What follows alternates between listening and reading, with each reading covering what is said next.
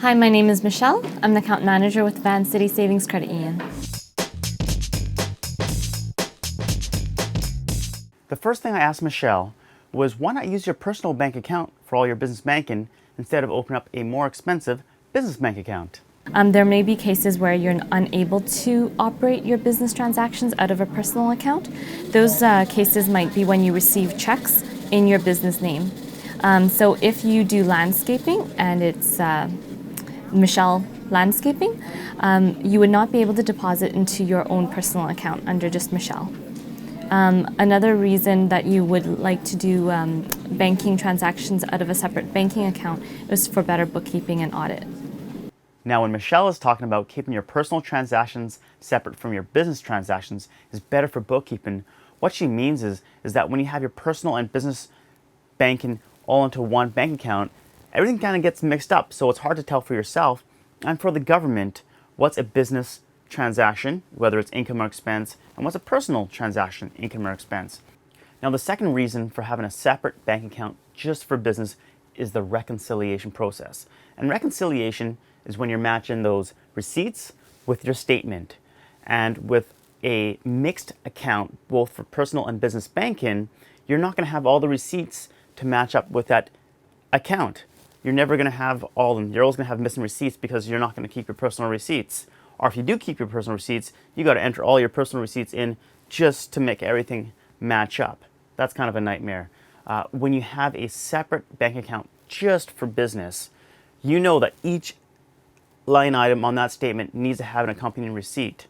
So it's easy to find things, or if you had an error in data entry, is to figure out where was that error. Maybe you typed in, instead of $79, you typed in $97. So when you do that reconciliation, you can find that out. And at the end of the day, you'll know that all your business records are spot on when you have that separate bank account and you do that reconciliation process.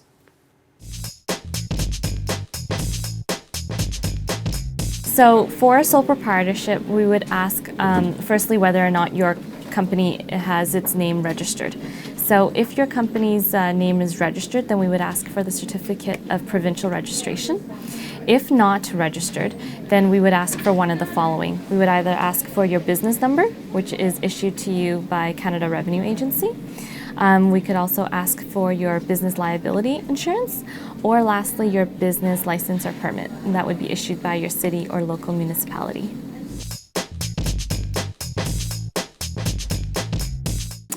You would need to register your sole proprietor in BC if your business name does not include your individual full name, or if it doesn't describe the specific description of the business.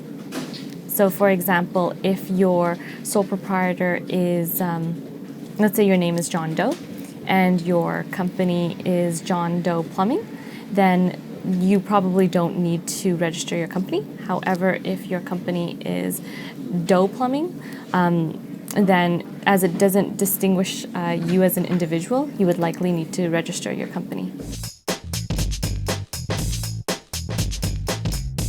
For a partnership, the documentation is a little different. We would also require for a partnership agreement. And the partnership agreement it can be an agreement drafted between just the partners of the company, detailing things like the description of the business, the commencement date of the partnership, the division of profits and whatnot. We would generally recommend that members seek legal advice prior to drafting up this agreement, as with any agreement really. And in addition to the purchase agreement, we would ask for business number, that sort of thing. When you're just starting off your business, most people start off with just a personal credit card. Now, one of the things I found funny was that when you walk into a bank, they recommend a business bank account. But when you're talking about credit cards, they actually don't recommend or don't allow you to get a business credit card. And the reason being is that when you're a startup business, new, you don't have any credit history. So it's kind of hard to get a credit card without that credit history. So there's several ways that you can set up a credit card for your business. The first and most common way is by having the sole proprietor apply for it under his own name. And under such a situation, the credit would be established by the sole proprietor. So any payment performance would affect that sole proprietor's credit report. If you were to be added as a co-applicant on such account, then it would also affect the co-applicant's credit report.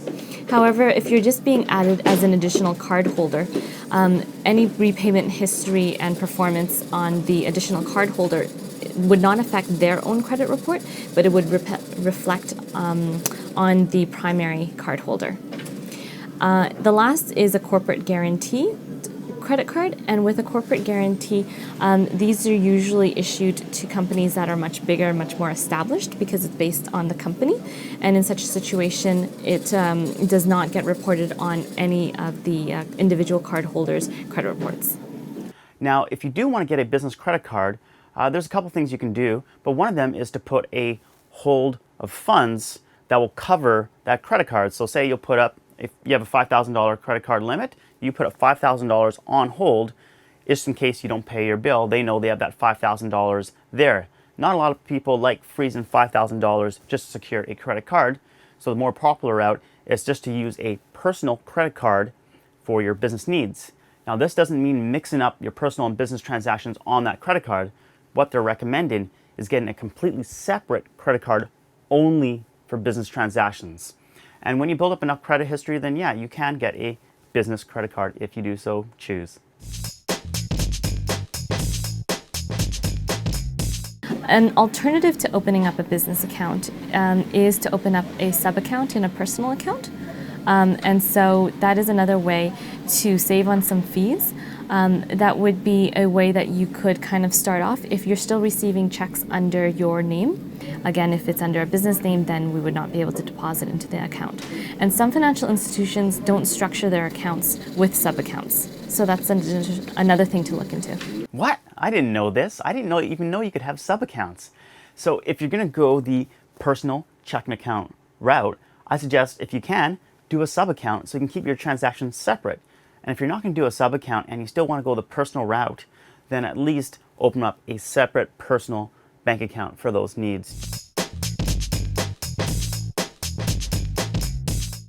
So ordering personal checks is often much more inexpensive than ordering business checks.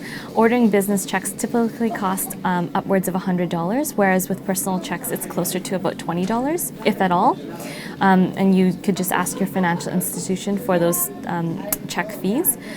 So that's an additional expense that you can expect to incur if you're operating out of a business account. With both personal accounts and business accounts, your financial institution will likely be able to offer you some temporary checks to start off. They may or may not charge for those. Most new accounts at VANCITY, we do not charge for your first few temporary checks. So every bank account has a limit of how many temporary checks you can receive, whether it's a personal checking account or a business checking account. And so after the first few, it's required that you order your own book of checks.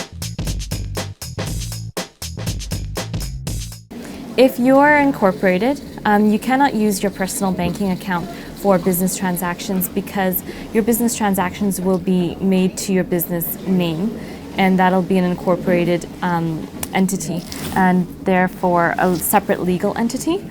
And so when you receive checks under Greg Landscaping, you will not be able to deposit it into just your personal account under Greg. I bet you didn't think that business banking would be so fraught with choices and options. But there you go. I hope you found that useful. Later.